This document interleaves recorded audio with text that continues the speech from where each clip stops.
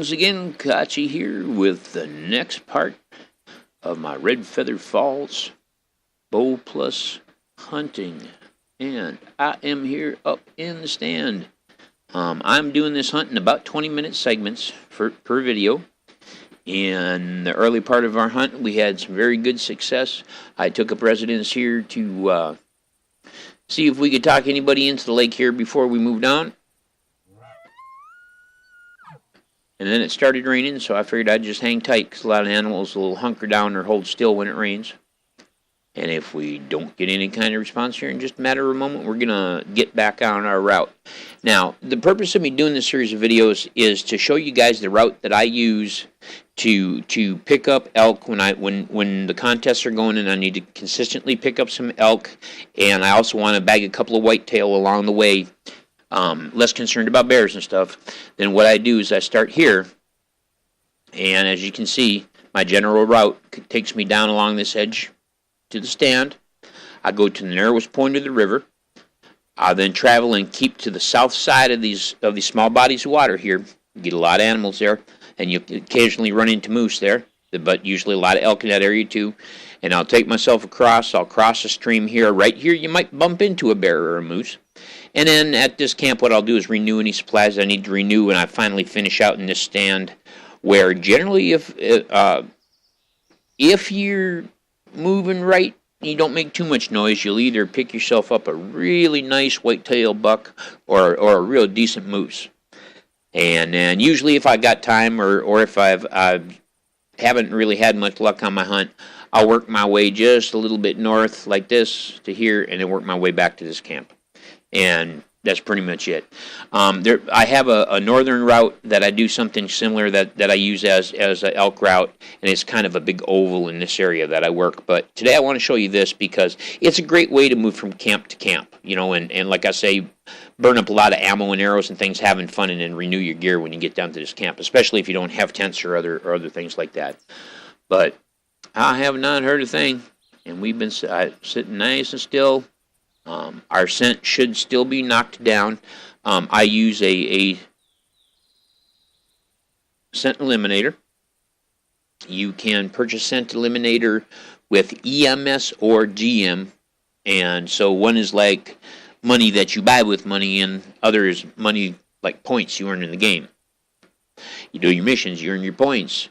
You can get this stuff. And I'll tell you what, it makes a real difference. But I just want to check real quick, make sure that mine is still active, that it hasn't worn off. I still got 15 minutes left, so we're not stinking them out. And so they're just not in the neighborhood. Day to come. I've been sitting here calling and stinking up the place with the smell. So, all right, what we're going to do then is we're going to hop ourselves down here. I've got my Parker compound bow. Along with that, I am carrying my lever action 30-06. So far on this hunt, we've put them to good use a couple of times. If I hit here, you can see that with my Parker compound, I've taken 2 Roosevelt elk, 2 males that were above 150. Also took a small whitetail. He was a fork buck, and he just kept getting in the middle of everything I was trying to do, so finally I had to take him. And so I took him with iron sights just because there's iron sights contest that I'm trying to be involved with here. But just taking a look at the map again, you see now what we're going to do is we're going to head to this narrow spot here. So I'm just going to drop my marker, get my hunter made up. And that right there is where that doe is.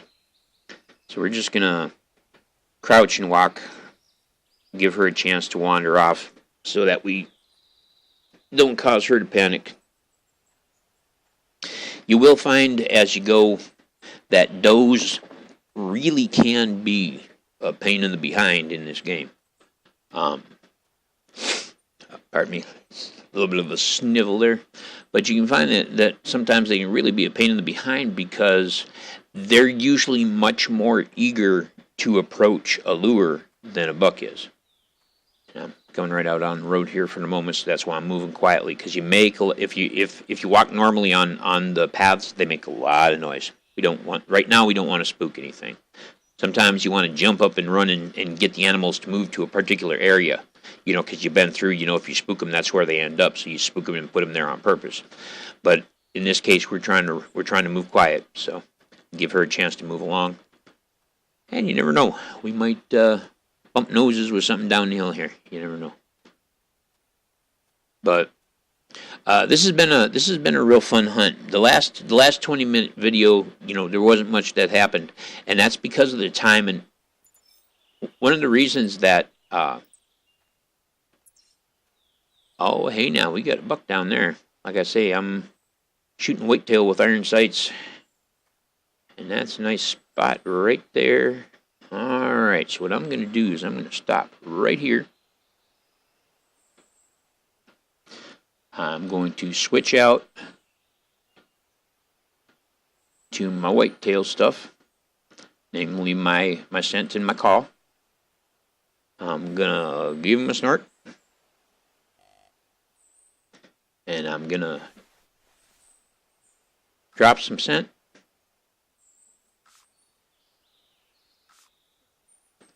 Really put it down thick. Let's pull the hunter mate back up. So a lot of times what you can do is something called push-pull hunting. All right. And what that means is you run a particular path so that it pushes animals to a particular area. All right. And then what you do is you approach that, you know, you go to that area where you've pushed them, you sneak in, and then you pull the animals to you. Or like in this case, you'll be moving along and all of a sudden you'll hear an animal. Well, the reason that animal made that noise is because he detected you. That buck detected you, and he was warning the other deer in the area, keep your ears up, keep your noses wide open, something's around here. That means he just called the alarm. Now, he does that whether he detects me crouching along and walking along, or whether I'm running full tilt boogie. So if you're running and you hear a buck snort, stop immediately. Get some scent down, start calling.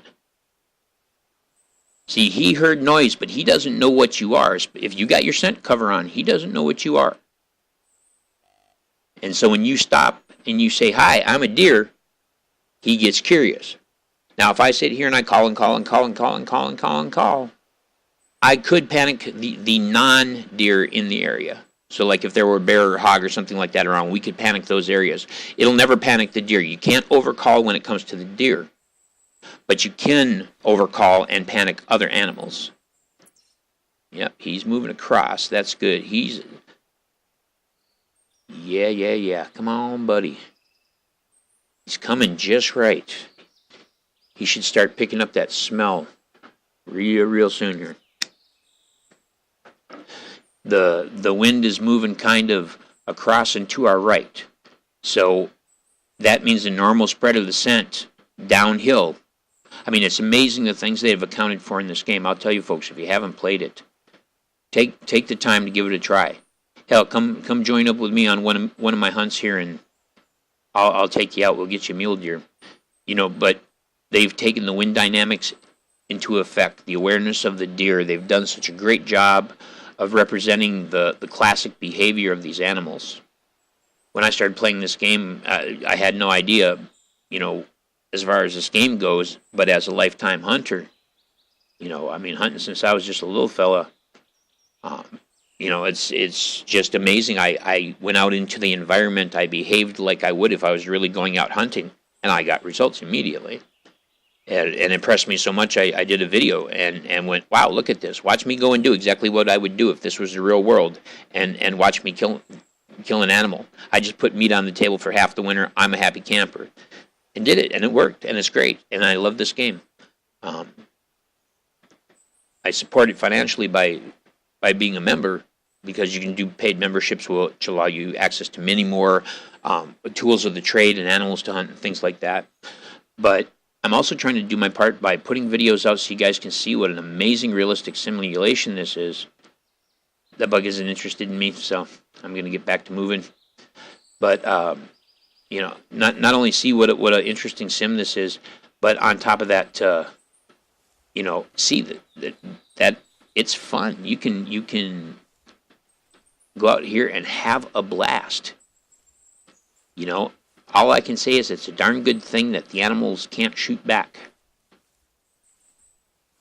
Because they've done a great job with the behavior of these animals.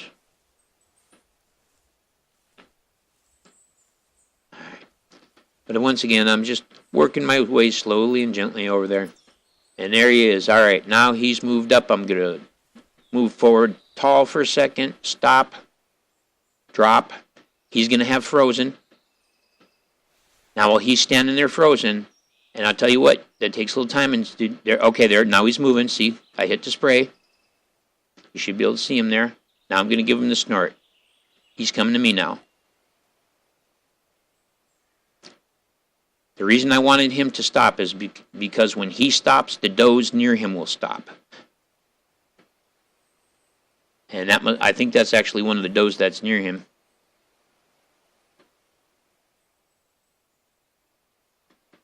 Oh, nope, he's another little fork buck like the one that was being such a pain in my behind right there. Yeah, see, he's a little bitty guy.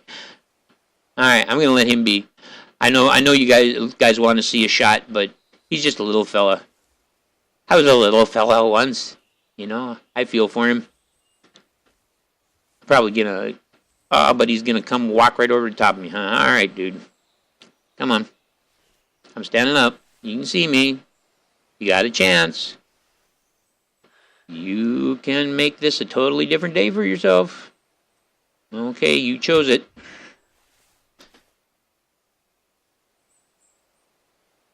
I kind of feel bad about that. He wasn't very big, but you know, I know you guys put this on to watch a hunt, see things get shot. So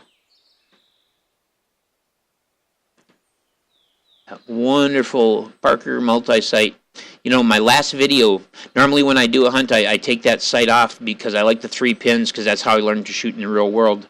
But the start of this hunt, actually, I forgot to take it off, and so I've been forced to shoot with it. And you know what? I'm pretty pleased. But we may just have found ourselves a whole nother situation. He's back at the stand where we started out our situation. But so we're gonna hunker down here and we're gonna go claim this guy. I have heard from a couple of you on the YouTubes who said you've enjoyed my videos, but you wish I would take pictures of my damn hunts. So I'm doing my best to remember to take pictures. I keep forgetting. But there he is, sticking his tongue out at us. I mean, he's nothing to brag over, but by golly, he'd sure fill up half of my freezer. That's the reason I do this.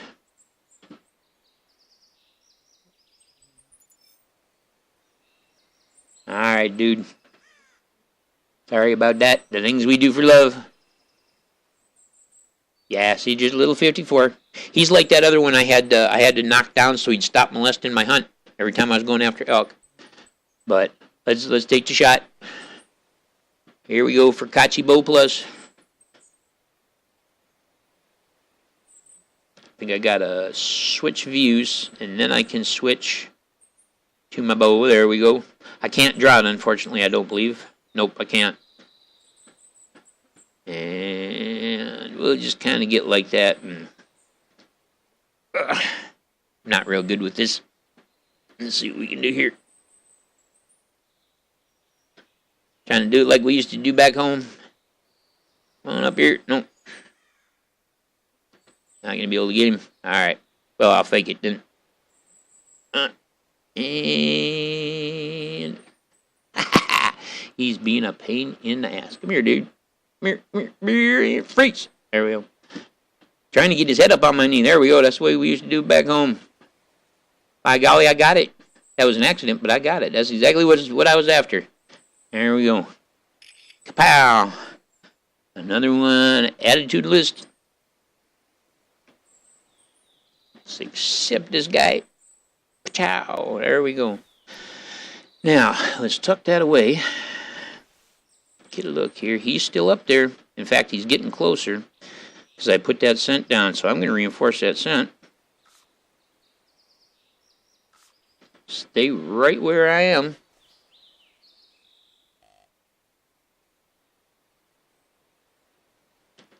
talk him down. You guys might get a twofer today.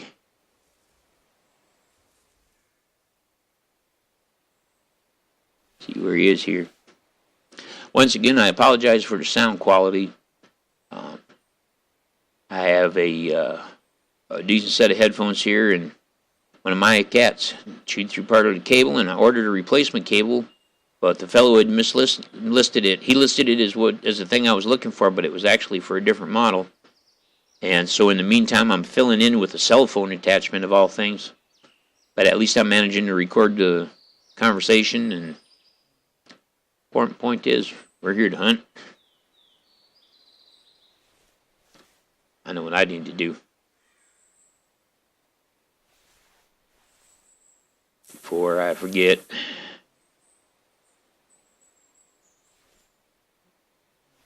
Let's just drop a little more scent. He's being mighty leery. He hasn't made a noise.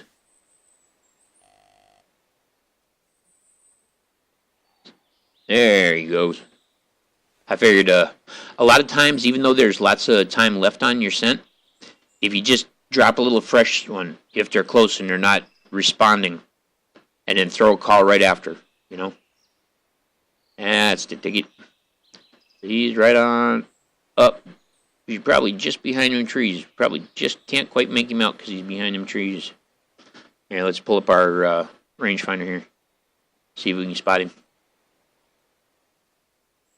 Somewhere right up in there. Lord, I love this game, I'll tell you. Even though I'm kind of a recent addition to it, I've only been playing a couple of months. There he is. By golly, he's a little bit better. His horns are a little bit better. But it looks like all we got in the area for whitetails today are just these little fork bucks. But I'm gonna talk him down here. Come on down here, Belle. Let's show the people how you make a chest shot.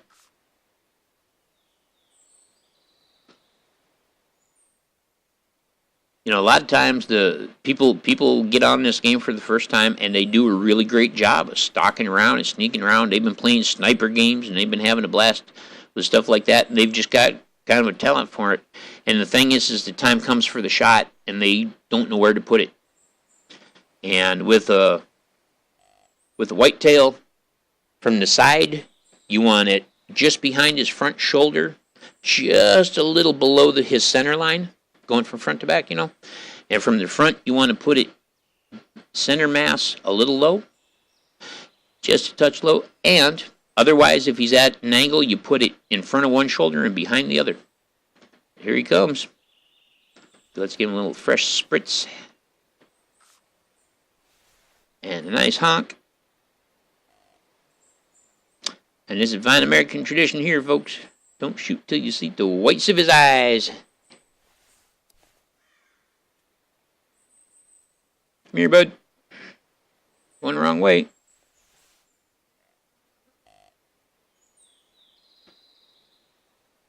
See, he's now to the downwind side of me, so he'll now be able to pick up which direction the scent is coming. He should move in this direction. He's being so sweet and giving us such a beautiful broadside shot. I mean, you couldn't ask for something custom made than that, right? See that elbow almost? Let me do that again. Hang on. He's got a shoulder, and see his elbow? His elbow? Just above that elbow.